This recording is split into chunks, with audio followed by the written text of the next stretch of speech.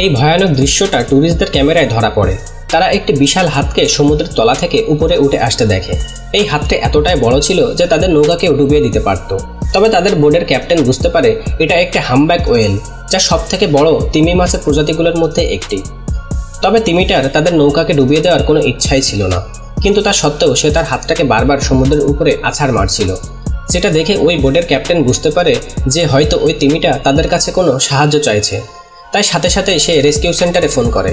একটা rescue team সাথে সাথে চলে আসে এবং ইনভেস্টিগেশন করে বুঝতে পারে যে ওই তিমিটার শরীরে কিছু অংশ জালে জড়িয়ে আছে, আর এর কারণে তিমিটা ভালোভাবে সাঁতার কাটতে পারছিল না। রেস্কিউ টিম মেম্বাররা দেখে বুঝতে পারছিল জালটা হয়তো বহুদিন ধরেই তার শরীরে আটকে আছে। তাই সময় নষ্ট না করে তারা ছুরি দিয়ে ধীরে ধীরে তিমির শরীর থেকে একটার পর একটা জায়গা থেকে ওই জালগুলো কেটে সরিয়ে ফেলতে শুরু করে। জালের বেশিরভাগ অংশটাই তিমি লেজে জড়িয়েছিল, এই কারণে সে ভালোভাবে সাঁতার কাটতে পারছিল না। তারপর সমস্ত জাল যখন কেটে দেওয়া হয় তখন তিমিটা ফ্রি হয়ে যায় এবং ড্রাইভাররা তাদের বোটে উঠে আসে।